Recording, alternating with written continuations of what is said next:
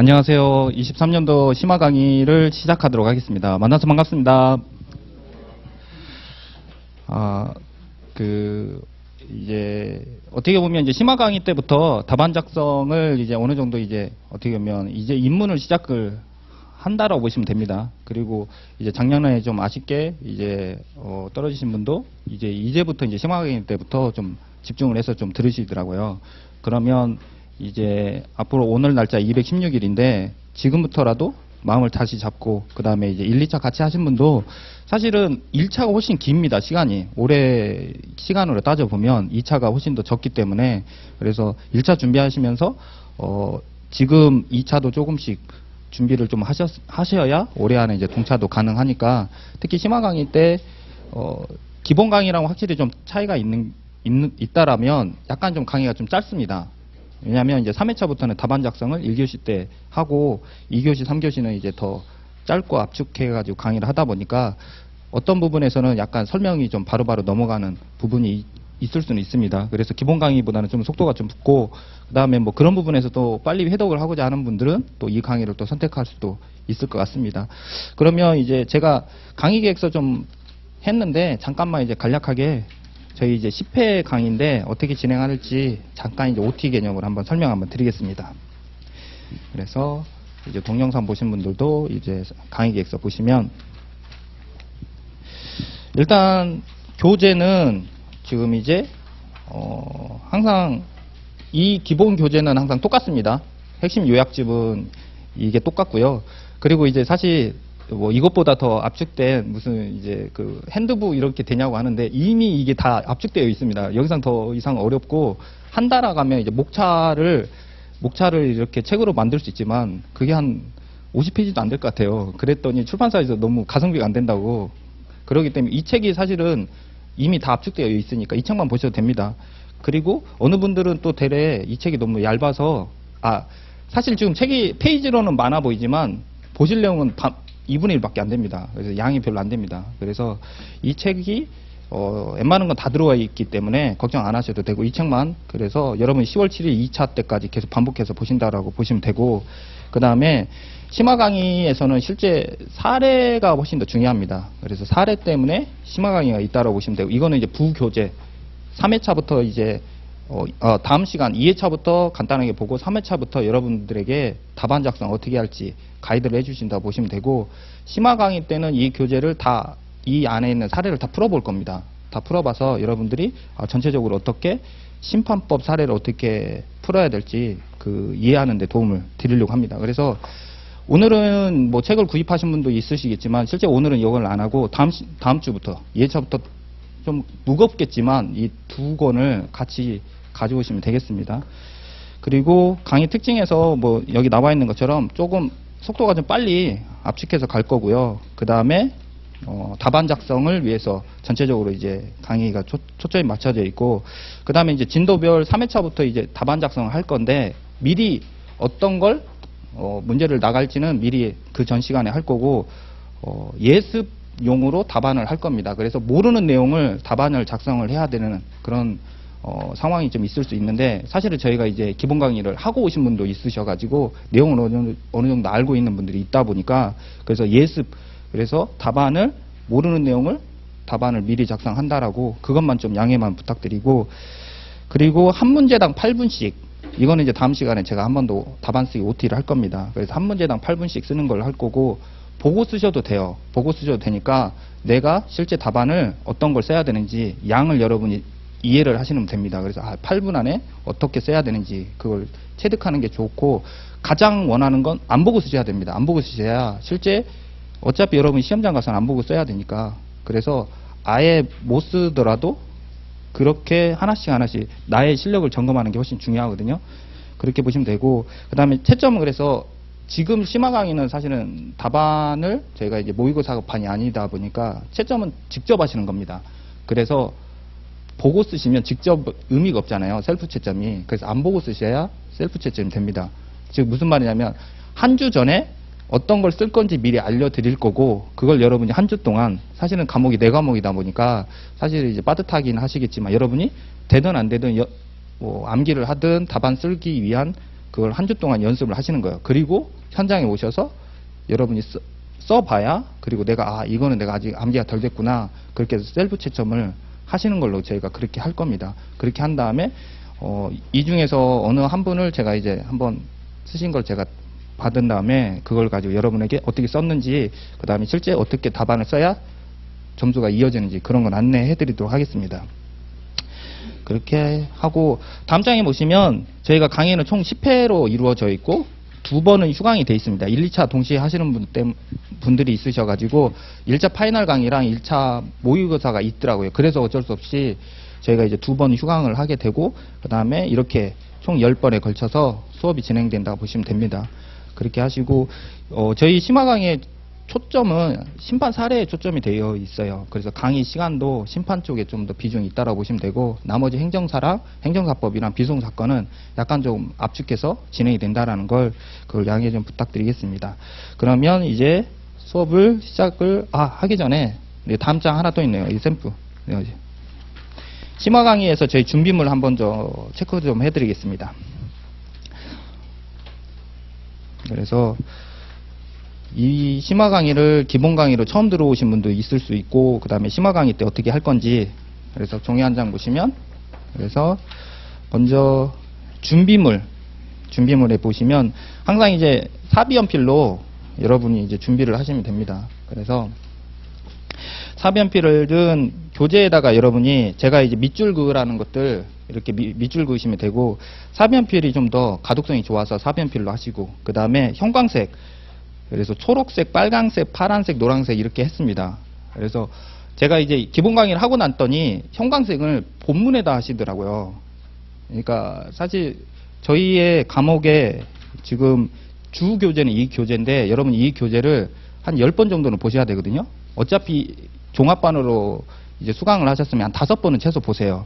그리고 사실 여러분이 책을 통으로 암기할 수 있으면 좋은데 통이 안 돼요. 그러니까 가능하신 분이 있다면 네 좋고요. 근데 이제 안 되기 때문에 목차 위주로 여러분이 기억을 하시는 방법으로 목차만 떠오르시면 됩니다. 사실 기본 강의 때도 목차가 내 머릿속에 들어오면 되는 것처럼 심화 강의도 결국은 목차가 머릿속에 들어와야 되니까 목차의 색깔을 칠하는 게 가장 좋습니다. 그래서 뭐 이런 식으로 이제 동영상은 안 보일 텐데, 그러니까 목차에다가 색깔을 칠하는 방식으로 하시고, 그래서 오늘 만약에 이제 책을 사셨다라고 하시면 목차에다가 이 색깔을 이제 자유자재로 하시면 됩니다. 다만 이제 잘 처음부터 어떻게 해야 될지 모르는 분들을 위해서 제가 아예 색도 이렇게 지정을 해드렸습니다. 그렇게 해서 이렇게 하시라고 그렇게 아예 지정을 했으니까. 그리고 답안 작성은 0.7mm로 하시면 좋습니다. 왜냐하면 0.5mm나 더 얇은 펜으로 하시면 산업인력공단에서 복사를 해가지고 세부를 채점자한테 주는데, 너무 얇게 하시면, 그러니까 0.5mm 이하는 복사할 때 약간 인쇄가 덜 될 수가 있거든요. 그래서 0.7mm로 보통 많이 합니다. 0.1mm는 혹시나 이제 글자가 뭉치기 때문에 또 안 되기도 하고, 그래서 0.7mm가 수험계에서는 일반적으로 많이 쓰신다라고 보시면 되고, 한번 펜을 정하시면 그 펜으로 쭉 가셔야 됩니다. 왜냐하면 약간 이제 필속이 약간 달라져요. 이제 에너겔은 너무 부드러워서 또 안 되고, 뭐 사라사나 뭐 있잖아요. 뭐 제트스트림. 저는 수험을 그 전에 오랫동안 많이 해봐가지고 모든 펜을 다 써봤는데 결국은 내 머리가 중요하지 이게 중요하진 않더라고요. 도구가 중요하진 않더라고요. 네, 결국 저는 모나미로 했습니다. 그래서 여러분이 그러니까 도구는 어쨌든 내게 가장 맞는 걸로 하시면 되고, 그렇게 결정을 하시면 됩니다. 그래서 기본 교재 이제 공부 방법은 교재에다가 이제 색깔 칠하는 걸로 보시고, 본문 내용은 사비연필로 그렇게 하시는 이유가, 여러분이 지금은 어떤 게 강약이 이미 1회독을 하신 분은 그래도 강약이 어떤 게 되는지는 알지만, 만약에 처음 하신 분들은 강약이 어떻게 되는지 모르니까, 그래서 연필로 하시라는 겁니다. 그렇게 하신 다음에 내게 이런 것들은 내가 답안 쓰기에 좋다라고 하면 그걸 적절하게 표시를 하시라는 의미에서 사비연필로 하시면 되고, 제 책이 많이 압축되어 있다라고 했잖아요. 다른 책 뭐 절차론 양이 많잖아요. 그런 것처럼 그러니까 양이 많은 과목은 여러분이 또 줄여야 되려면 사비연필 이렇게 연필로 꼭 하시기 바랍니다. 그렇게 하시고, 심판 사례 공부 방법은 제가 다음 시간에 2회차 때 다시 한번 설명드릴 거고, 그때도 형광색으로 할 겁니다. 그 다음에 실무법 시험 전략 해가지고 그 모의고사 때 제가 60점을 최대한 받을 수 있도록 제가 안내해 줄 테지만 여기 나와 있는 것처럼 행정사법은 그냥 통으로 암기할 수 있으시면 통으로 암기하시면 됩니다. 근데 사실 암기가 잘 안 됩니다. 근데 그것도 저도 충분히 아니까 그래서 행정사법은 두 문자를 많이 알려드리긴 할 겁니다. 그렇게 해서 최대한 여러분이 암기를 부담을 덜하게 하려고 할 거고, 심판법은 이해가 제일 첫 번째입니다. 이해가. 이 절차가 왜 그런지. 그렇게 한 다음에 심판법은 논점을 찾는 게 훨씬 중요합니다. 논점만 찾으면 점수 한 20점 중에 10점은 먹고 들어간다고 보시면 되세요. 답이 틀려도 상관없습니다. 답은 틀려도 여러분 논점만 맞으면 되세요. 작년에 이제 합격하신 분들 대부분이 논점을 맞았기 때문에 대부분 좋은 점수 나오셨더라고요. 답은 틀렸어도. 심지어 69점도 있으셨어요. 답이 틀렸는데. 네, 그분들 다 저한테 이제 목차를 다 주시신 걸 보니까, 제가 생각한 것보다 더 많이 받으셨더라고요. 그러니까 논점만 맞으면 된다라고 보시면 되세요. 심판은. 그래서 논점 찾는 게 훨씬 중요한데, 논점을 찾으려면 이해를 하셔야 되잖아요. 그렇게 보시면 됩니다. 그 다음 비송사건 절차법은, 절차법도 이해를 하는데, 절차법은 법조문이 없습니다. 조문이 그렇게 많은 내용이 아니기 때문에 들어갈 키워드만 들어가면 됩니다. 그래서 이거는 비송사건 절차법은 어떻게 쓰면 점수를 받을 수 있는지는 제가 또 비송사건 다시 또 이제 정리하면서 또 설명하겠지만, 절차법은 저의 표현도 들어가 있고 다른 책에 있는 표현도 들어가 있기 때문에 약간 표현이 어색하긴 합니다. 그러니까 행정사법은 조문에 있는 내용이에요. 그러니까 조문 내용대로 통으로 암기하면 여러분이 도움이 되는 거고, 그러니까 행정심판법은 그러니까 이해가 돼야 되는 거죠. 논점을 찾으려면. 그 다음 비송사건 절차법은 들어가야 될 키워드만 들어가면 적절하게, 제가 14, 12, 12 이렇게 해놨잖아요. 아마 이렇게 무난하게 받을 수 있으시면, 아마 더 준비를 더 하신 분은 아마 2 이상 더 받을 수 있으실 것 같고요. 그렇게 하시면 되겠습니다. 그렇게 하셔서 사실 60점, 작년에 기준하면 40점 꽈락자 많았잖아요. 네, 그래서 여기 계신 분은 꽈락자 한 명도 없도록 그렇게 해드릴 거니까 저만 믿고 따라오시면 됩니다. 네, 그렇게 하셔서. 그리고 작년에 어떤 분이 그랬어요. 타 학원에서 넘어오신 분이 그러셨거든요. 믿어도 되냐고. 네, 타 학원에 넘어오신 분은 믿고 오셔도 돼요. 네, 그거는 장담해드리니까 그렇게 하시면 되고, 일단 10회 동안 저를 믿고 이제 쭉 따라오시면 됩니다. 그렇게 하시고, 그 다음에 정말 잘한 선택이었다라는 걸 제가 안내해 드릴 거니까, 그러면 이제 시작하도록 하겠습니다. 행정사법부터, 이제 오늘은 이제 행정사법 이제 제재 전까지 한 3분의 2 정도 진도를 나갈 겁니다. 그래서 행정사법 페이지는 이제 3페이지. 원래는 이제 기본 강의 때는 이제 조문도 보고 그랬을 텐데, 그러기엔 좀 빠듯해서 조문은 이제 생략을 하고 교재를 이제 하나씩 이제 보도록 하겠습니다. 그래서 3페이지 보시면 행정사법, 행정사의 업무 해가지고 첫 번째 나오는데, 그래도 목차는 한번 봐야 되잖아요. 그래서 목차 한 번만 다시 한 번 더 보도록 하겠습니다. 그러면 앞에 보시면 책에 그 목차 제1편 행정사법이 있거든요. 행정사법 보시면 총 주제를 18가지로 되어 있습니다. 그래서 18가지가 전부 다 20점 분량으로 제가 나눠져 있다라고 보시면 되고, 이거를 그래도 가독성을 위해서 좀 끊어보도록 하겠습니다. 주제 1번과 2번은 총칙이라고 보시면 됩니다. 주제 1번과 2번은 총칙. 그래서 주제 1번과 2번은 행정사 업무와 행정사의 종류는 총칙. 총칙이라는 뜻은 전체적인 이제 개념이라고 보시면 됩니다. 개념이나 공통적인 내용을 일반적으로 총칙에 많이 넣습니다. 주제 1번과 2번은 총칙이라고 보시면 되고, 주제 3번 행정사의 자격, 그 다음에 주제 4번 결격사유, 5번 실무교육, 6번 행정사회, 7번 사무소, 여기까지는 요건이라고 보시면 됩니다. 요건. 일단 표시만 해주세요. 네, 처음 이제 수업 듣는 분들은 일단 3, 4, 5, 6, 7은 요건이라고 한쪽에 표시하시고, 그 다음에 주제 8번, 그 다음에 업무 신고증 이렇게 되어 있는데 8번은 절차라고 보시면 됩니다. 주제 8번의 절차, 그 다음에 주제 9번은 효과, 주제 8번은 업무 신고. 옆에다가 여러분이 편하신 대로 8번은 절차, 9번은 효과 그렇게 하신 다음에 주제 10번, 11번, 12 이 내용은 실제 이제 요건 절차랑 같이 묶여 있는데, 이거는 그냥 가로치고 같이 행정사법인 이렇게 적기만 하시고, 그러면 주제 8번은 절차, 주제 9번은 신고 확인증 해가지고 효과라고 한 다음에 주제 13, 14, 여기는 13, 14는 똑같이 효과입니다. 효과.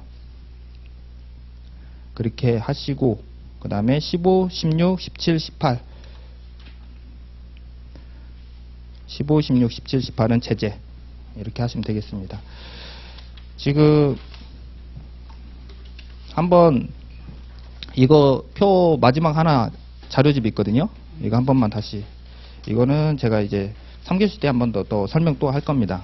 일단은 전체적으로 이제 개념만 이제 그림으로 되어 있는 표입니다. 그림으로 되어 있는 표.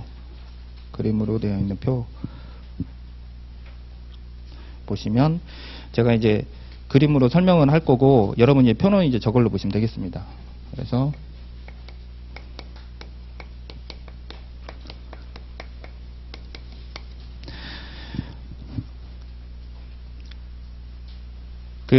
일반적으로 이제 행정을 제가 이제 보았을 때 보통 이제 요건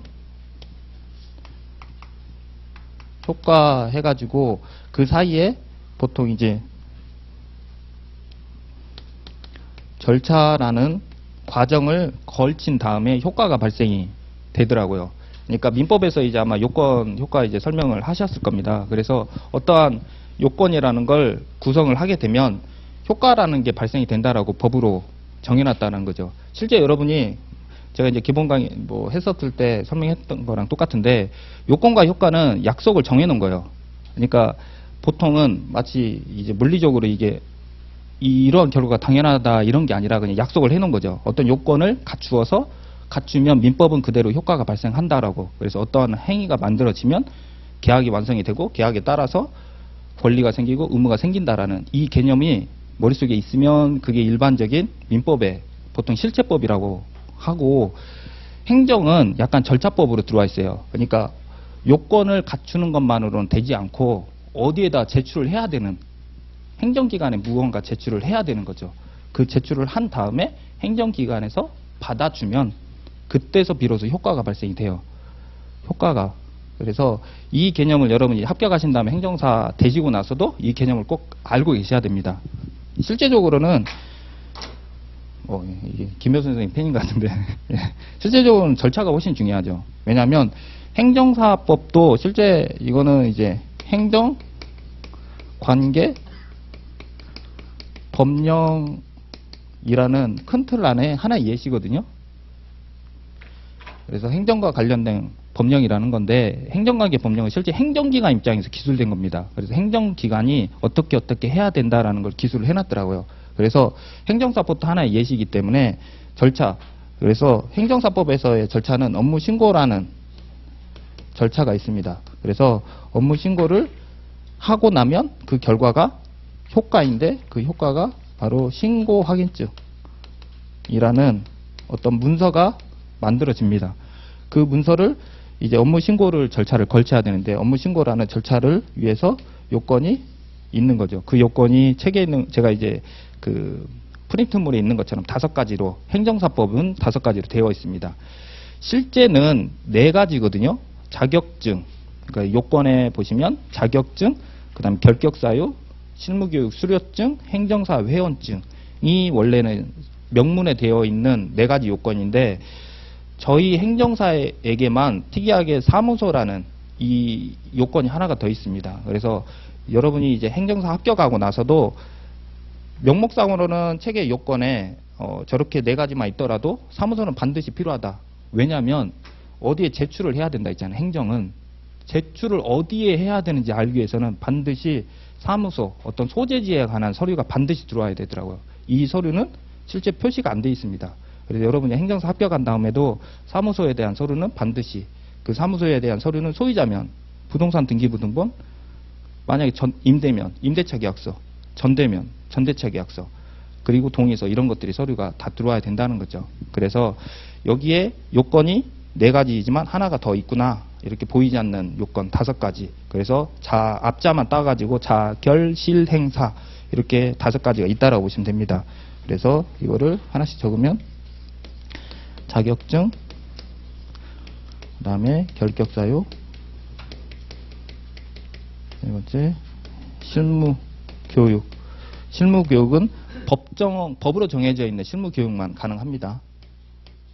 그리고 행정사회, 그래서 행정사회 가입한 이제 회원증이 필요하고, 이게 이제 그 전에는 21년도 전에는 원래 의무가 아니었어요. 근데 이제 의무로 이제 바뀌면서 이 행정사회에 가입한 회원증이 반드시 이제 필요하게 된 걸로 이렇게 법이 개정된 겁니다. 그 다음에 사무소에 관한 서류가 이렇게 5가지 그렇게 하셔서 앞자를 따는 걸 이제 두문자로 합니다. 그래서 자결, 실행사 이 5가지가 업무 신고를 위해서 하나씩 이제 검토를 하고, 업무 신고를 하면 그 결과가 신고 확인증이 나온 다음에 나오게 되면 그때서부터 말 그대로 행정사 일을 하는, 행정사 뭐 쉽게 말하면 이제 행정사 업무를 하는 거죠. 업무가 뭐겠어요? 보통 이제 보수를 받는 일을 한다는 거죠. 그래서 신고 확인증을 하게 되면 비로소 행정사의 권리가 생기는 거죠. 행정사의 권리. 근데 권리만 생기면 안 되잖아요. 그래서 반대급부인 의무가 같이 따라온다고 보시면 되겠습니다. 그리고 행정기관 입장에서 기술된 법률이라 있잖아요. 그러면 행정기관에서 무언가를 권리를 주었는데 안 하면 행정기관도 그에 따른 이제 뭔가 권리가 생겨야 되겠죠. 그게 이제 제재인 거죠. 제재. 제재가 저기처럼 총 4가지가 있는 거죠. 취소는 자격증을 취소시키는 거고, 정지는 업무를 정지시키는 거고, 그 다음에 벌칙은 형벌입니다. 형벌. 그래서 벌칙은 형법에 의해서 판사가 이제 그에 대한 판단을 하면 되고, 과태료는 행정벌, 그냥 금전벌, 그러니까 행정벌로서 이거 취소 정지는 아니지만 그래도 뭔가 제재한 가볍게, 그래서 과태료는 보통 이제 금전벌, 행정벌이라고 보통 하는데 약간 이제 개념이 약간 다르죠. 취소와 정지는 그 사람의 업을 아예 어떤 제한하는 거라고 보시면 되는데, 벌칙은 말 그대로 이제 훨씬 더 엄격하게 사법적인 판단인 거고, 과태료는 업무를 정지하진 않지만 그래도 약간 뭔가 돈으로 이 정도는 잘못했으니까 뭔가 이제 경고 차원에서라고 보시면 됩니다. 그래서 일반적으로 행정관계 법령은 이러한 4가지가 대부분 다 있더라고요. 취소, 정지, 벌칙, 과태료 이런 형태로 이렇게 있다라고 보시면 되세요. 그러니까 행정기관 입장에서 업무 신고를 한 사람에게 저러한 4가지를 이제 부과한다라고 보시면 되고, 그리고 우리한테는 또 좋은 게 배타적인 권리를 준 거잖아요. 그렇기 때문에 이러한 4가지를 꼭 지키라고 하는 거고, 만약에 행정사 아닌 사람은 훨씬 더 과도한 뭔가 제재를 해야겠죠. 그 내용은 벌칙이 있을 거고, 그렇게 보시면 됩니다. 그래서 취소, 정지, 그 다음에 벌칙, 과태료. 이렇게 행정사법은 그냥 이 개념 그대로 가지고 계시면 됩니다. 그렇게 하신 다음에 여기에 업무 신고를 한 다음에 어떻게 판단할지는 여기 이제 제가 표에 있는 것처럼 이렇게 한 거고, 오늘 이제 이 내용만 기억을 하시면 되겠습니다. 그러면 다시 이제 진도로 다시 와서 3페이지. 지금 이제 각 주제별로 제가 20점짜리로 해놨다고 했잖아요. 그래서 행정사 업무가 사실은 누구나 다 알고 있겠거니 하면서 그런 건지 모르겠지만 실제 이게 기출에 나오지는 않았더라고 아직은. 그런데 이제 20점짜리로 나오기는 가장 좋아서, 먼저 첫 번째로 행정사의 업무 하면 첫 번째 행정사법의 목적. 지금 3페이지 보고 있습니다. 행정사법의 목적. 그러면 행정사 업무가 무엇인지 대부분 다 알고 있겠지만 이걸 이제 답안에 적기 위해서 그러면 목차를 어떻게 할지, 저는 이제 행정사 업무에 대해서 목차를 이렇게 한 겁니다. 첫 번째 행정사법의 목적 해가지고, 이 법은 행정사 제도를 확립하여 그 다음에 행정과 관련한 국민의 편익을 도모하고 행정제도의 건전한 발전에 이바지함을 목적으로 한다. 그래서 문장은 항상 끊는 걸 잘해야 됩니다. 그리고 여기에 있는 모든 내용은 전부 다 조문에 있는 내용입니다. 조문에 있는 내용. 그래서 이 법은 행정사, 그 다음에 행정사에 동그라미 하시고 행정사 제도를 확립하여 끊고, 그 다음에 행정과 관련한 국민의 편익을 도모하고의 편익의 편 동그라미 하시고, 그 다음에 행정제도, 여기에 제도의 동그라미 하시고 건전한 발전에 이바지함을 목적으로 한다 라고 하셔서, 뭐 두 문자로 하면 행정사 편도 이렇게 하시면 되겠습니다. 그래서 행정사 제도를 확립하여, 그리고 행정과 관련한 국민의 편익을 도모하고, 그래서 편익은 뭐 말 그대로 편리한 이익을 이제 도모한다라고 보면 되고, 행정제도의 건전한 발전에 이반함을 목적으로 한다라고 해서 제가 두 문자로 행정사 편도로 했습니다. 그래서 행정사 이미 이제 공부 업계 들어왔잖아요. 그래서 이제 돌아올 길은 없습니다. 이제 합격만 남았습니다. 그 뜻으로 이렇게 했습니다. 그리고 이것도 어차피 한번 설명을 좀 해드리면, 그 모든 이제 법에는 제가 이제 이거는 그래도 이것도 요건과 효과로 되어 있습니다. 이게 법 목적으로 되어 있지만, 그래서 행정사 제도를 확립하여 행정과 관련한 편익을 도모하고, 그리고 행정제도의 건전한 발전 이바지 이렇게 되어 있는데, 이게 효과로, 이것도 조문이 요건과 효과로 크게 보시면 되겠습니다. 그래서 생각보다 각각 모든 조문들이 요건, 효과로 되어 있더라고요. 다만 사무관리는 절차만 있긴 합니다. 절차, 효과, 요건이 없는 경우가 좀 있다 보니까, 그래서 사무관리 공부할 때가 암기가 안 되는 이유가 요건, 효과 패턴이 아닌 경우가 좀 있다 보니까, 그래서 좀 조문이 좀 어렵게 느껴질 수는 있습니다. 여기에 제가 이렇게 행정사, 그다음 편익, 그다음에 제도, 그래서 행정사 편도 이렇게 하셔가지고 이렇게 하시면 되고, 법목적도 이렇게 요건과 효과로, 일반적으로 그 행정관계 법령은 뭐뭐 함으로써 뭐뭐 하고 뭐뭐 함으로써, 그 다음에 이바지함을 목적으로 한다. 보통 이렇게 일반적인 행정관계 법령이 다 이렇게 되어 있더라고요. 그래서 여기가 요건, 여기가 효과, 이렇게 하셔가지고, 행정사법 목적이 실제적으로는 제도를 잘 확립을 하면 행정과 관련된 이제 국민 편익이 도모가 되고 제도가 건전한 발전이 된다라고 되어 있습니다. 그래서 여러분이 이제 합격하셔가지고 행정사를 그냥 장롱으로 갖고 있기보다 잘 활용하시고, 무언가 이제 그 제도에 따라서 여러분이 활용을 하시면, 그렇게 하시면 뭐 국민 편익에 많이 도움된다, 그리고 제도가 발전된다, 이렇게 하시면 되겠습니다. 그리고 이제 두 번째, 행정사의 업무 보시면 이제 총 7가지로 되어 있고, 이 7가지로 되어 있다는 게 훨씬 중요합니다. 그 안에 이제 행정기관에 제출하는 서류를 작성해가지고 세부적으로 들어가 있는 내용들이 2가지가 있잖아요. 진정건의, 이런 것들은 이제 시행령, 행정사법 시행령에 있는 내용들을 해놓은 겁니다. 그러면 하나씩 보시면 행정사 업무가 총 7가지가 있는데, 제가 읽으면서 그 다음 두 문자도 설명하겠습니다. 첫 번째, 행정기관에 제출하는 서류의 작성에 작게 동그라미 하시고, 두 번째, 권리 의무나 사실 증명에 관한 서류의 작성에 작 동그라미 하시고, 그 다음에 세 번째, 행정기관의 업무에 관련된 서류의 번역에 여기입니다. 역에 동그라미 하시고, 그 다음 네 번째, 위 각호에 따라 작성된 서류의 제출 대행에 대 동그라미 하시고, 다섯 번째, 인가 허가, 면허 등을 받기 위하여 행정기관에 하는 신청 청구 신고 등에 대리해서 인에다가 동그라미 하시고, 그 다음 여섯 번째, 행정관계 법령 및 행정에 대한 상담, 상에 동그라미 하시고, 그 다음 7번째, 법령에 따라 위탁받은 사무의 사실조사 및 확인 해가지고 법에 동그라미. 그래서 쭉 이어보면 작작 역대 인상법, 그래서 작작 역대 인상법 해가지고 총 7가지가 있습니다. 그러면 첫 번째가 행정기관에 제출하는 서류의 작성. 중간에 있는 것만 제가 이제 단어만 제가 설명을 좀 해드리겠습니다. 그러면 먼저 행정기관에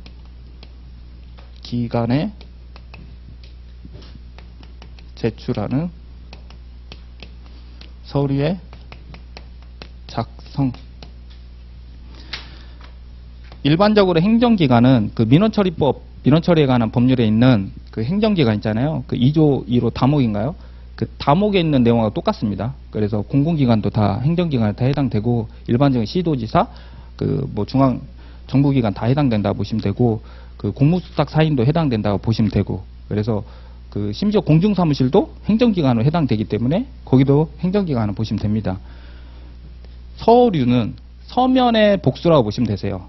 그러니까 통상적으로 문서 한 장을 서면이라고 하는데 그 서면이 여러 개 모여 있을 때 서류라고 보시면 됩니다. 그 다음 작성은, 그러니까 작성만 하는 거죠. 그러니까 제출이 없잖아요. 내가 누군가가 나한테 맡기고 작성은 해줄 수 있다는 거죠. 대신하여서. 근데 여기까지만 끝인데 여기까지만 끝이면 너무 일이 좀 단편적이잖아요. 그러니까 뒤에 보시면 2번, 3번, 4번에 보시면 위 각호에 따라 작성된 서류의 제출, 대행, 제출이 하나가 더 있는 거죠. 그러면 결국은 여기에 이제 제출이 하나가, 그래서 연결되어 있는 거죠. 그래서 첫 번째가 제출을 하고, 그러니까 작성을 하고 제출을 하는 거죠. 그 제출은 행정기관에, 그래서 연결이 이제 사호가 이렇게 실제적으로 연결이 된다고 보시면 됩니다. 그리고 그러면 두 번째 걸 보시면 권리, 의무나 사실, 증명에 관한 서류의 똑같이 작성. 근데 이제 2호는 행정기관이 없잖아요. 그렇기 때문에 사법기관, 그 일반적인 그 당사자끼리의 권리 의무 작성이 가능하고, 권리 의무가 제일 예시로 많이 하는 게 계약서입니다. 그래서 우리 그 시험 범위에 민법 계약법이 내용이 들어온 이유가 지금 2호 때문에 감옥에 들어왔다고 보시면 됩니다. 그래서 권리 의무나 사실 증명에 관한, 즉 행정기관에 관한 내용이 아니라 실제적으로 1호 업무보다 2호 업무가 훨씬 더 범위가 넓죠. 행정기관만 여기는 대상으로 하는데 2호는 행정기관도 포함하고 행정기관 아닌 곳도 할 수 있으니까 훨씬 2호가 훨씬 범위가 넓잖아요. 그리고 작성, 여기도 작성이고 또 하나가 4호에 또 제출이라고 되어 있잖아요. 그러니까 일반 사인 간에 서류를 작성을 하고 제출을 또 할 수 있겠죠. 상대방에게, 이거는 행정기관에만 제출하는 게 아니니까. 그러니까 2호가 훨씬 더 범위가 훨씬 더 막강하다고 보시면 되겠습니다. 그리고 하나가 또 있는 게 사실 증명. 이게 좀 애매하잖아요. 그러니까 권리 의무의 내용이 만약 계약서라고 한다면 사실 증명에 관한 것들은 그냥 권리 의무는 아니지만 일반적으로 그냥 쉽게 보시면 이런 것도 있더라고요. 예시를 무슨 보증서 신청하는 거. 그러니까 행정기관에서 증명서 발행하는 거 있잖아요. 그 증명서를 요청을 할 수도 있고, 행정기관이 아닌 일반 개인들도 만약에 증명서를 발행한다라고 하면 그 증명을 요청을 할 수도 있겠죠. 그래서 여기는 이제 권리 의무에 대한 내용이라면 여기는 어느 해당하는 기관이 자체적으로 발행하는 문서, 증명서라고 했을 때 그 증명에 관한 서류를 이제 그 신청하는 서류이든 아니면 그에 따른 서류를 작성하고 제출한다고 보시면 되죠. 그래서 2호가 훨씬 범위는 훨씬 넓더라고요. 그러면 하나씩 한번 볼까요? 1호의 세부적인 내용을 보시면 행정기관에 제출하는 서류의 작성 해가지고 가로 1번 시행령에 있는 겁니다. 가로 1번, 2번은. 그래서 1번 보시면 진정, 건의, 질의, 청원 및 이의 신청에 관한 서류. 사실 세부적인 내용은 여러분이 이제 궁금하시면 행정법 선생님한테 저보다는 그렇게 물어보시는 게 맞을 것 같고, 그 다음 두 번째 출생, 혼인, 사망 등 가족관계 발생 및 변동에 관한 신고 등의 각종 서류. 그래서 가로 2번은 지금 이제 가족관계 등록법 있잖아요. 여러분이 절차법 배우시잖아요. 그 내용에 관련된 모든 내용을 들어가면 되겠죠. 그리고 여기 보시면 끝에 각종이 2호 두 번째에만 엮여 있잖아요. 원래 이거 지금 개정을 잘못해가지고 원래 1번과 2번이 한 줄에 있었어요. 원래는 1번과 2번이 한 줄에 있었는데 이걸 개정을 하면서 두 줄로 나눴거든요. 두 줄로 나누면 위에도 각종이 붙어야 되잖아요. 이거는 행안부에서 착오라고 인정을 하더라고요. 그래서 1호에도 각종이, 그래서 보시면 진정건의, 질의, 청원 및 이의 신청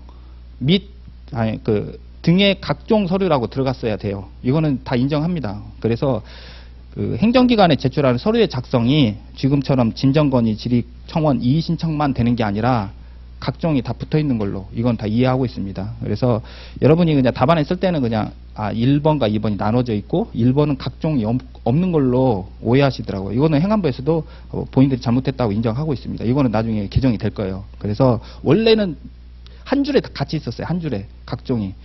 그런데 이제 보통 개정을 할 때 제한을 하려면 그러면 이게 범위가 줄어들잖아요. 그래서 줄어드는 거는 아니고 범위가 더 확대시키려고 한 건데 약간 이제 표현이 그래서 1번은 어쨌든 진정, 건의, 질의, 청원 및 이의 신청. 그래서 숨은 단어가 각종이라는 게 있다라고 보시면 되고 두 번째는 출생에 관한 이렇게 나눠져 있다라고 보시면 되고 그래서 1번과 2번을 굳이 나누게 되면 1번에 관한 거는 어떻게 보면 행정기관에서 권리 의무에 관한 서류라고 보시면 되고 두 번째는 행정기관에서 발급해주는 사실 증명에 관한 거를 여기서 또 나눠졌다라고 이렇게 해석을 할 수는 있을 것 같더라고요.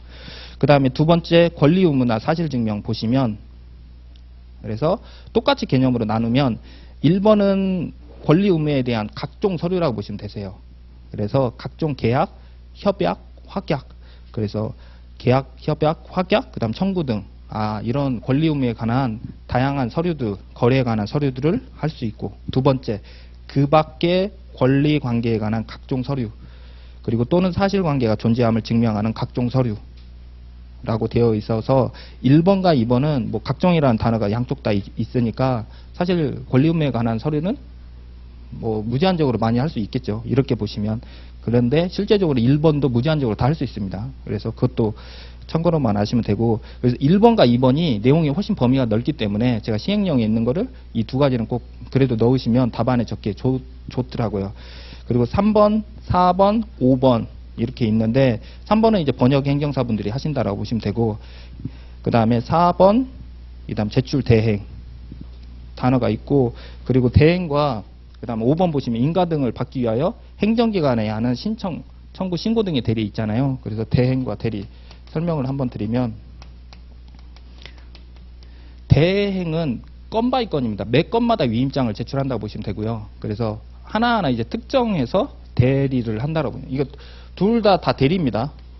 결국은 둘 다 넓은 의미는 대행이든 대리든 다 둘 다 대리인데 대행은 실제 실무적으로 차이가 있다라고 하면 이건 위임장을 매번 제출을 해야 돼요. 대리는 한 번 제출하면 업무가 끝날 때까지 더 이상 위임장을 제출 안 해도 돼요. 그리고 하나가 대리의 범위가 보시면 5호에 보시면 인가, 허가, 면허 등을 받기 위하여 저희는 대리를 하는 겁니다. 그렇기 때문에 만약에 무언가 신청서를 내면서 우리가 위임장을 제출했다라고 하면 마지막 보통은 인가증 아니면 허가증 아니면 등록증을 받기 위하여 우리가 실제적으로 이론적으로 보시면 그러니까 법률로만 보면 더 이상은 위임장 제출 안 해도 돼요. 실제적으로 그렇잖아요. 이미 그걸 받기 위해서 우리가 대리 위임장을 제출했었으면 실제적으로 그렇습니다. 근데 이걸 실무적으로 아직은 인지가 아직 안 되어서 행정기관들이 위임장을 다시 제출하라고 하는데 이론적으로는 원래 그렇게 됩니다. 그래서 조금씩 바뀌고 있긴 합니다. 그래서 대행과 대리의 차이는 우리한테 대리가 훨씬 더 좋죠. 한 번만 제출하면 되니까. 그래서 이걸 보통 포괄대리라고 합니다. 그래서 포괄대리. 그래서 민법상에 아마 1차 공부하신 분들이 이제 좀 더 그거는 수업 시간 들을 때 이해를 하시면 될 것 같습니다. 그래서 대행과 대리의 차이가 대리가 훨씬 더 범위가 넓고 실무적으로도 훨씬 더 도움이 된다는 거죠. 그래서 보통 대리라는 표현이 있는 자격증에 그 업무가 주 업무라 보시면 됩니다. 그래서 법무사는 등기가 대리로 되어 있어요. 그렇기 때문에 등기를 주로 한다라고 보시면 되고 세무사는 보통 그 기장이 대리로 되어 있더라고요. 그래서 기장이 주 업무라 보시면 되고 행정사는 인가 허가의 대리로 되어 있잖아요. 그래서 인허가 전문으로 하는 자격증이다라고 이해하시면 됩니다. 그 다음 6번째 보시면 행정관계 법령. 그리고 법령은 두 가지를 포함하죠. 그래서 법률과 명령을 두 가지를 그래서 법령과 명령을 두 개 합친 말을 법령이라 하고 법령은 두 가지로 또 나눠지죠. 시행령, 시행규칙. 보통 법률에서 그 행정사법에서 만약에 어떤 내용을 제시했다라고 하면 그에 대한 세부적인 내용은 다시 시행령으로 또 나누고 그 다음에 그에 따른 실제 절차적인 내용은 시행규칙에서 합니다. 그래서 보통 여러분이 업무 나중에 행정사 합격하신 다음에 서식은 다 일반적으로 시행규칙에 다 있어요. 시행규칙에서 서식으로 나눠집니다. 이거는 이제 각 그 해당하는 부처에서 정하는 거이니까 그래서 법률과 시행령까지는 일반적으로 법에 대한 전체적인 틀이라고 보시면 되세요. 그래서 시험 범위에 여러분에게 문제를 낼 때 행정사법 시험 문제가 나온다라고 하면 행정사법과 행정사법 시행령까지는 봐야 돼요. 일반적으로. 그래서 그 어떤 법 문제가 만약에 절차법 실제적으로는 그러니까 어떤 법률 만약 우리한테 2차 시험 문제 낸다라고 하면 법률과 시행령까지는 원래 보기는 해야 되는데 양이 이제 그렇게 되긴 합니다. 그래서 사무관리에서 그 행정 효율과 협업에 관한 규정이잖아요. 그건 시행령이거든요. 실제 그 시행령으로 되어 있어요. 그러기 때문에 그 하위 단계인 시행규칙까지는 같이 시험 문제에 나옵니다. 그래서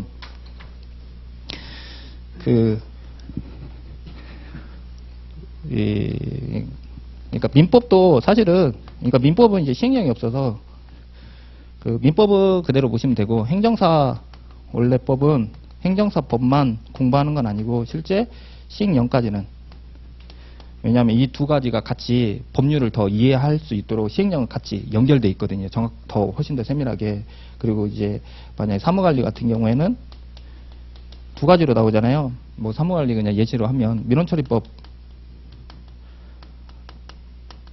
만 나오기엔 양이 너무 적어요. 그래서 이거와 시행령 같이 시험범위 그렇게 돼 있고 그 다음에 행정효율과 관련된 규정은 이게 시행령입니다. 수준이. 그래서 이거는 시행규칙까지 이렇게 그래서 두 가지가 이렇게 출제되더라고요. 지금 행정사법은 일단 그 법률은 무조건 여러분이 법률에 있는 거는 조문이 한 38가지 되는데 사실은 이 양이 많지는 않습니다. 행정사법이. 근데 암기는 좀 안 돼서 그렇지 양은 좀 적긴 합니다. 그래서 여기에 시행령이 약간 조금씩 여러분이 답안 쓰기에 조금 부족하다면 시행령은 약간 좀 넣어도 되고요. 제가 웬만하면 다 넣기는 했는데 여기에 지금 행정사 업무에서 그래서 행정사 업무에서 이제 작장 역대 인상법 이 양으로는 너무 적으니까 제가 시행령을 좀 몇 개 넣은 겁니다. 그래서 여러분이 공부가 한번 끝나고 나면 조문을 한번 보시고 그 다음 시행령을 한번 더 보신 다음에 아 이게 이렇게 연결되어 있구나 그렇게 보시면 됩니다. 그렇게 하셔서 그리고 그 다음에 7번째 법령 보시면 법령에 따라 위탁받은 사무 그래서 법령은 결과적으로 이렇게 보시면 되죠. 아 법률과 법령을 합친 말인데 범위가 넓구나. 법령은 넓게 그래서 우리에게 유리한 경우에는 법령으로 넓게 되어 있다고 보시면 됩니다. 여기까지만 키워드 기억하시면 됩니다. 그래서 6번과 7번에는 법령 있구나 이렇게 밑줄로만 한 줄로만 표시하시고 행정사 업무는 그러면 크게 보시면 행정기관의 모든 제출 작성 다 하잖아요. 작성과 제출 그 다음에 심지어 행정기관이 아닌 곳에도 작성과 제출을 할 수가 있잖아요. 그러면 너무 넓으니까 그래서 제한을 하는 겁니다.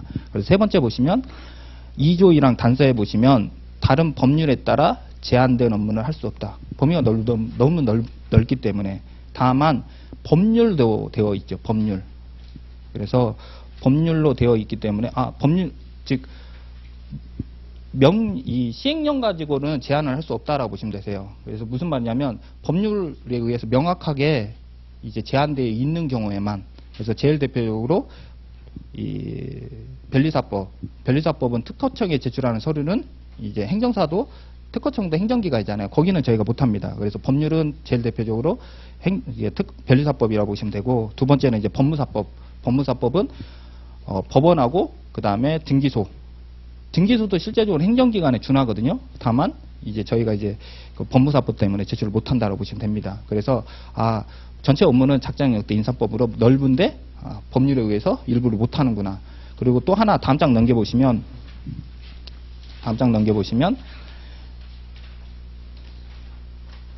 행정사의 종류는 여러분이 이미 알고 있듯이 일반, 회사, 외국어 번역 행정사가 있고 그 다음에 종류별 업무 범위 보시면 일반, 회사, 외국어 번역 행정사라고 보시면 되고 일반 행정사는 여러분이 이미 알고 있듯이 지금 행정기관 일반적으로 제출하는 서류를 다 하는데 그 중에서 번역에 관련된 그 다음에 회사에 관련된 서류 회사에 관련된 서류라고 하면 일반적으로 바다 위에서 일어나는 업무에 대해서는 회사 업무라고 보시면 되세요.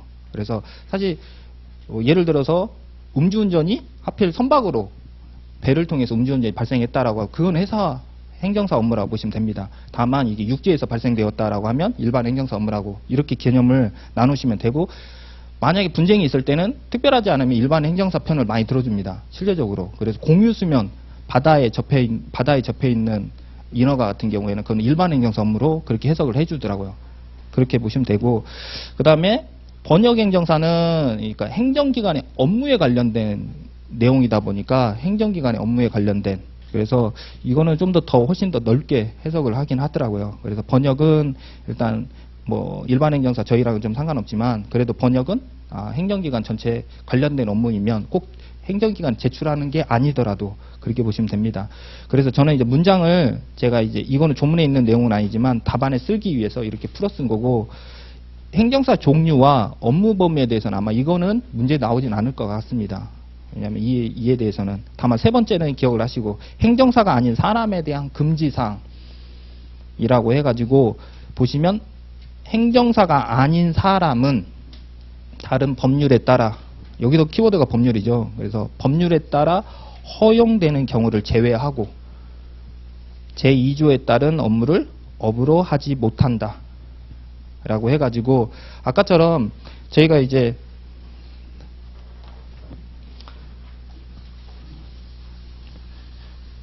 저희 업무는 전체적으로 이제 만약에 행정기관을 예로 한다라고 하면, 실제적으로 행정기관 아닌 업무가 훨씬 더 많을 수 있지만, 행정기관만 예를 들었을 때 행정기관 업무 안에서 저희가 못하는, 말 그대로 어떻게 보면 이제 아예 배제가 된 업무가 있다라고 하면 이 업무 이것도 법률에 의해서 저희가 못하게 되는 거죠. 그래서 아까처럼 예시로 변리사법이나 아니면 뭐 등기소 같은 경우에는 법무사법 때문에 저희가 못한다라고 보시면 되고, 다만 일부는 못하는 건 아니지만 외부에서 이거는 이제 아예 나간 거죠. 이거는 이제 다른 사람이 외부에서 중복을 해서 허용이 된 거죠. 허용이 되더라도 이것도 법률로 해서 허용이 된다라고 보시면 되죠. 그래서 제일 대표적으로 환경 관련된 공사업 관련된 경우에는 환경 관련된 법이 생겨가지고 거기에 환경 전문 업을 등록을 하면 거기도 환경 관련된 인허가를 할 수는 있게 되어 있더라고요. 그게 제일 대표적으로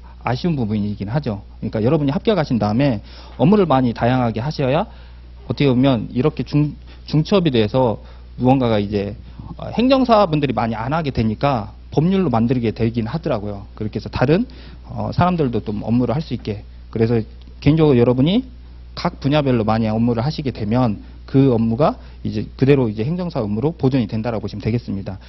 그러면 지금 페이지로 3페이지랑 4페이지를 잘 보시면 행정사법의 목적을 첫 번째로 두고 두 번째로 제가 행정사 편도 이렇게 했습니다. 그래서 법목적은 행정사 편도. 그래서 행정사 제도 확립하여 행정과 관련한 국민의 편의를 도모하고 행정제도의 건전한 발전에 이바지한다. 라는 게 한 줄로 여러분이 머릿속에 기억하면 좋은데, 이거를 10월 7일까지 가져가려면 한계가 있잖아요. 그래서 두 문자로 활용하는 겁니다. 그래서 행정사법 목적은 행정사 편도 이렇게 기억을 하시고, 그 다음 행정사 업무는 7가지 있구나. 작장, 역대, 인상법 해가지고 7가지. 그래서 작성, 번역, 대행, 그리고 인가, 그 다음에 상담, 법령 이렇게 해가지고 7가지 있구나 하신 다음에 세 번째 목차에 제한은 법률에 의해서 제한되고, 그 다음 장에 다른 사람이 허용이 될 수는 있는데 금지사항 해가지고 금지사항, 원래는 금지사항이지만 그것도 법률에 의해서 허용이 된다 라고 하셔서 목차를 이렇게 4가지로 구성을 하시면 20점짜리 가장 좋더라고요. 이런 식으로, 그러니까 한 번 문장을 여러분이 이제 한 번에 다 보시면 되는데, 공부 방법은 이렇습니다. 그러니까 한 번은 짧게, 한 번은 이제 촘촘하게. 그래서 한 번 회독을 하실 때 두 문자를 좀 활용하시는 게 제일 좋더라고요. 그래서 첫 페이지를 만약에 지금처럼 모든 문장은 여러분이 뭐 과목이 저희 것만 있는 건 아니잖아요. 사실 뭐 이거는 표현이 그렇지만 사실 그 행정실무법 양이 많지는 않습니다. 많죠. 네, 많긴 한데 그 공부하다 보면 계속 무언가 패턴이 반복된다는 느낌이 좀 드니까, 그래도 그럼에도 불구하고 이제 두 문자를 여러분이 활용하셔가지고 빨리빨리 많이 보는 게 좋더라고요. 그래서 행정사의 업무 하시면 이렇게 목차 4가지 있구나. 행정사법 목적, 행정사 제도, 행정사 편도 이렇게 하신 다음에 작장, 역대, 인상법, 법률 이렇게 하셔서 다음 문장으로 이제 넘어가는 방식으로 그렇게 하시다가 어떤 때는 한번 이제 다시 촘촘하게 다시 여러분이 소리를 내어 읽든 아니면 써보든, 그거는 여러분이 이제 편한 방식으로 다시 하시다가 다시 또 두 문자로 하셔가지고 또 빨리 회독을 하시면서 이렇게 하시면 가장 좋습니다. 그러면 5페이지 한번 보겠습니다. 행정사의 자격. 요건부터 이제 간단하게 보겠습니다. 지금 페이지를 하나씩 보시면 행정사의 자격 총 5가지 요건이 있다고 했잖아요. 첫 번째 행정사의 자격, 그다음 다음 장 보시면 결격 사유, 그래서 그다음에 실무교육, 그다음에 행정사회, 그다음 마지막에 사무소, 여기까지가 요건인 겁니다. 그러면서 하나씩 이제 앞에 두 문자를 하시면 행정사의 자격의 자의 동그라미 자결 실행사, 그래서 두 문자로 하시면 결격사의 결, 그다음에 실무교육의 실, 그다음에 행정사회의 행, 그다음에 사무소의 사 해가지고 이 5가지가 요건이라는 거죠. 이 요건을 갖추었을 때 이걸 이제 업무 신고로 넘어가겠죠. 업무 신고를 제출을 하게 되면 신고항의증이 발급이 된다. 구조만 잘 기억을 하시고, 그러면 행정사 자격부터 하나씩 보겠습니다. 5페이지 보시면 행정사의 자격, 목차가 총 5가지로 되어 있습니다. 그래서 목차가 5가지로 되어 있고 중요도는 확 떨어집니다. 여기는 행정사 자격은 나오긴 어렵고 다만 구조만 기억을 하시면 됩니다. 그래서 여기에 목차만 기억을 하시는 걸로 하고, 행정사의 자격 보시면 행정사 자격 시험에 합격한 사람은 행정사 자격이 있다 라고 되어 있는데, 시험에 합격을 했더라도 자격만 있는 거지, 자격만 있는 겁니다. 그리고 자격증이 아직 나오진 않은 거죠. 구조만 잘 기억을 해주세요. 그래서 행정사 시험을 합격을 했더라도 자격만 있는 거지 행정사는 아직 아닌 거죠. 그렇게 한 다음에 두 번째 심의기구가 있습니다. 행정사 자격심의위원회라고 심의기구가 있다라고 보시면 되고, 이름은 여러분이 자꾸 붙이면 좋더라고요. 그래서 민원처리에 관한 법률에서도 이제 생소한 용어들이 많이 있거든요. 뭐 그런 용어들이 나오더라도 여러분이 많이 붙이고 이름을 많이 읽으시면 여러분의 이제 단어가 되실 겁니다. 그래서 행정사 자격심의위원회가 무엇을 하냐면 행정사 자격 취득과 관련된 사항, 시험 과목 등 시험에 관한 사항 등을 전부 다 논의하고 있습니다. 그래서 총 9명이 심의위원인데 그중에 행정사 자격으로 한 분이 들어가 있습니다. 그래서 보통은 3분이 들어가야 되는데 아직은 1명밖에 안 들어가 있어서 저희의 요구가 좀 안 들어가더라고요. 사실 요구를 들어가는 경우는 시험이 더 어렵게 해달라고 요구를 하고 있긴 합니다. 그러니까 여러분이 빨리 합격을 하셔야. 그래서 그러니까 작년에 요구를 뭘 했냐면 그 선택 과목을 넣어달라. 민법은 총칙이 아니라 민법 전체 1차로 요거 2가지 요청했다고 하더라고요. 그러니까 사실은 이제 빨리 합격을 여러분이 하셔야, 일단 의견은 넣었다고 하니까 안 받아들이긴 했다라고 합니다. 아직은 과도기라서 빨리 그렇게 안 된다고 하니까 어쨌든 자격심의위원회가 이렇게 있구나. 그리고 빨리 합격해야 되겠구나. 이렇게 기억을 하시면 될 것 같고요. 그 다음 세 번째 행정사 자격시험 보시면 1차와 2차 있는 거 나눠져 있는 거는 이미 알고 계실 것 같습니다. 그리고 이제 네 번째 시험의 일부 면제. 뭐 세부적으로 많이 있지만 저희가 그것까지는 알 필요 없으니까 큰 대목차로, 이거 중목차로 보시면 경력에 의한 면제, 그 다음에 두 번째 시험에 의한 면제가 있을 수 있잖아요.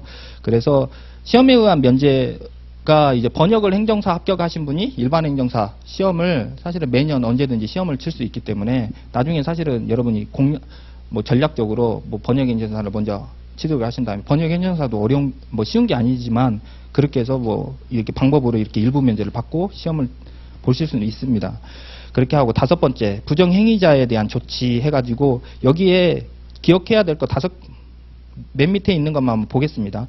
시험이 정지 등이 된 사람은 처분이 있은 날부터 5년간 행정사 자격시험에 응시하지 못한다. 그래서 정지 아니 부정행위 한 사람은 처분이 있은 날로부터 5년간 응시하지 못한다 라고까지만 기억을 하시면 되겠습니다. 지금 제가 행정사 자격은 가볍게 보라고 하는데 이거는 그러니까 목차만 보시면 됩니다. 목차만. 그래서 1번, 2번, 3번, 4번, 5번 목차만 기억을 하셔서 자격, 그 다음에 자격을 판단하는 게 행정사 자격심의위원회, 그 다음에 행정사 자격시험, 시험의 일부 면제, 그 다음 부정행위자에 대한 조치 이렇게 있구나. 왜냐하면 실제 행정사법은 사실은 이게 법률밖에 없기 때문에 여러분 이거는 사실상 암기를 다 해야 돼요. 근데 지금처럼 행정사 자격까지 암기하기엔 너무 부담되잖아요. 그래서 이거는 그냥 가볍게 목차 정도만. 어차피 전체 18가지 주제 중에 제일 빈도가 제일 약하긴 합니다. 약하긴 하니까 그렇다고 해서 여러분이 시간은 제한되어 있는데 효율적으로 공부하는 방법으로 중요도 순으로 먼저 준비를 다 하시라는 거죠. 그래서 여기는 중요도가 떨어지지만 그래도 목차 정도만. 그리고 다음 장 보시면 이제 결격사유 보시면 지금 요건 5가지 중에 제일 그래도 중요도가 제일 좋은 게 결격 사유가 제일 높습니다. 그래서 결격 사유는 왜냐하면 이거는 기억을 하시면 어느 법률이든 다 똑같습니다. 결격 사유가 거의 비슷하니까. 그래서 지금 제가 별표로도 별 3개 한 이유가 자결 실행사 중에 결격 사유가 제일 중요하긴 합니다. 그러면 결격 사유 보시면 다음에 해당하는 사람은 행정사가 될 수 없다라고 해가지고 총 7가지로 나눠져 있습니다. 그래서 거의 대부분 행정관계 법령은 이 7가지가 거의 통용되더라고요. 거의 비슷하게 이렇게 되어 있습니다. 패턴이. 그러면 첫 번째 보시면 제가 그 굵은 글씨로 되어 있잖아요. 그것만 읽어보면 피파고 지평 공자 해가지고 7가지로 되어 있습니다. 피파고 지평 공자. 그래서 피파고를 지평, 그러니까 고집하는 공자라고 보시면 되고요. 그러면 첫 번째 P부터 보시면 피성년 후견인, 피한정 후견인이라고 해가지고 뭐 민법에서 제한 능력자라고 보시면 됩니다. 그래서 그 피성년 후견인, 피한정 후견인, 그래서 그 권리 능력이 아예 제한되어 있는 사람이라고 보시면 되고, 그 다음에 두 번째 파산 선고를 받고 복권되지 아니한 사람 해가지고 여기는 경제적으로 이제 그 제한 능력자라고 보시면 되겠습니다. 그래서 파산 선고 받고 복권되지 아니한 사람. 그 다음 세 번째는 금고 이상의 형의 선고 유예를 받고 유예 기간에 있는 사람. 이거는 이제 말 그대로 사회에서 격리된 사람이잖아요. 그래서 격리된 사람, 그 선고 유예를 받고 유예 기간에 있는 사람. 이거는 아직 선고가 아직 되기 전이지만 선고되기 전에 그래도 이제 아예 배제시키려고 하는 겁니다. 그래서 피파고 선고 유예 받고 그 기간에 있는 사람. 그 다음 네 번째는 집행유예를 선고받고 유예 기간이 끝난 날부터 2년이 지나지 아니한 사람. 여기는 이제 집행유예를 받고 집행유예가 아직 끝나기 전에, 그러니까 끝난 날로부터 2년이 지나지 아니한 사람. 그 다음 다섯 번째 보시면 실형을 선고받고 집행이 끝나거나 집행 면제된 날부터. 이 중에 문장을 여러분이 답안에 쓰기에는 좀 벅차시면 이렇게 하시면 됩니다. 실형을 선고받고 집행이 끝난 날부터 3년이 지나지 아니한 사람. 그래서 실형을 받고 그다음 실형이라는 집행이 끝난 날부터 3년이 지나지 아니한 사람. 그다음 여섯 번째는 공무원으로서 징계처분에 따라 파면되거나 해임되고 된 날로부터 3년이 지나지 아니한 사람. 그래서 공무원 처분 파면이 되고 된 날로부터 3년이 지나지 아니한 사람. 그 다음 일곱 번째 행정사 자격이 취소가 되고 된 날로부터 3년이 지나지 아니한 사람 해가지고 결격 사유가 총 7가지가 있는데, 이거는 잠깐 그 피, 파, 고, 고, 지, 평 총 7가지가 있다라고 했을 때 여기는 현재라고 보시면 됩니다. 현재 피성년 후견인 등 피성년 후견인, 즉 후견을 받아야 되는 대상자인 거죠. 피라는 건 받는 사람입니다. 그래서 성년인데 후견인을 받는 사람을 이제 지금 피성년 후견이라고 보시면 되고, 그 다음에 파산 선고를 받고 파산 청구 복권되지 아니한 사람 해가지고 파산 선고 중, 이거는 중에 있는 사람 이렇게 하셔도 되겠습니다. 파산 청구 받고 받은 사람 이렇게 할까요? 파산 선고 받고 복권되지 아니한 사람, 복권되지 아니한, 문장이 좀 이걸 다 써야 되긴 하네요. 복권되지 아니한 사람. 그 다음에 고는 실형 선고유예 받고 그 기간에 있는 사람 이렇게 하시면 되고, 그러면 여기와 여기는 집행유예, 여기는 실형을 받고 끝난 날로부터 2년이 지나지 아니한 사람. 그 다음에 여기는 그 파면 등, 여기는 자격 취소, 여기는 된 날로부터. 그래서 여기는 하나씩, 여기는 2년, 둘 다 3년이네요. 네. 여기도 3년이네요. 죄송합니다. 여기 2년, 여기 3년, 여기 3년 이렇게 하시면 되겠습니다. 답안에 다 쓸 수 있으시면 되는데 이게 이제 계속 여러분이 10월 7일까지 가져갈 수 없으니까 총 7가지가 있구나 기억하신 다음에 피파고 해가지고 7가지는 현재 상태라고 보시면 되고, 그래서 피성령 후견인 등, 그다음 파산 선고 받고 복권되지 아니한 사람, 그다음에 선고유예 받고 기간에 있는 사람, 그다음에 집행공자는 일정 기간에 있는 사람으로 해가지고 집행유예 받고 끝난 날로부터 하나는 2년 지나지 아니한 사람, 실형 받고 끝난 날로부터 3년이 지나지 아니한 사람, 머릿속에 개념적으로 이해하시면 되고, 여기는 이제 된 날로부터 3년이 지나지 아니한 사람, 자격 취소가 되고 된 날로부터 3년이 지나지 아니한 사람, 이렇게 기억을 하신 다음에 답안에 쓸 때 원래 법률에 있는 거이지만 이런 식으로 여러분이 머릿속에 기억을 하신 다음에 그리고 나서 이해를 답안에 암기를 하시려고 하면 좀 더 도움이 되지 않을까 이렇게 하고 있습니다. 그리고 자격증 발급 보시면 행정안전부 장관은 신청인이 시험 합격자로서, 아까 그 시험 합격자가 누구로 되어 있냐, 그 행정사 자격이 있다라고 했잖아요. 시험 합격자로서라는 뜻이. 그래서 행정안전부 장관은 신청인이 시험 합격자로서, 즉 행정사 자격이 있는 자로서 제6조에 따른 결격사유에 해당되지 아니한 것이 확인되면, 즉 결격사유에 해당되지 아니하면 피파고 집행공자, 그래서 피파고 집행공자 7가지 해당되지 아니하면 행정사 자격증을 신청인에게 발급하여야 한다. 그래서 여러분이 합격을 하면 그 12월 아마 보통 초에 그 발표가 나거든요. 그리고 나서 자격증이 한 2주나 3주 정도 후에 자격증이 나옵니다. 즉 결격사유 확인하려고. 그래서 먼저 여러분이 합격을 하시면 당일날 12월 아마 3일인가 7일 아마 당일날 합격증이 이제 나올 겁니다. 인터넷으로. 그런 다음에 합격증을 받으면 행정사가 아니라 행정사 자격이 있는 사람인 거고, 자격이 있는 사람이 자격증이 나올 때까지는 결격사유를 좀 확인하는 시간이 필요해요. 그래서 행정사 합격을 하고 나서 결격사유를 확인하고 그리고 나서 자격증이 나오는구나, 여기까지만 기억만 하시면 됩니다. 그렇게 해서 재발급은 그냥 읽어보시면 됩니다. 어떤 이제 내가 받은 다음에 다시 변경을 하는 절차라고 보시면 되고, 그 다음에 세 번째 행정사 업무신고 보시면 마지막에 행정사 업무신고를 하려는 사람은 행정안전부령으로 정하는 신고서에 행정사 자격증을 첨부하여 주된 사무소의 소재지를 관할하는 시장 등에게 제출해야 한다라고 해서, 그 실제 아까 이제 그 표에 업무 신고를 할 때 자결 실행사를 이제 요건을 갖추어야 된다고 했잖아요. 그 요건을 갖추기 위해서 서류가 하나씩 필요한 거죠. 그래서 자격이 있는지를 위해서 자격증을 제출하고, 그 다음 결격사유라고 한 번 더 결격사유를 2번 합니다.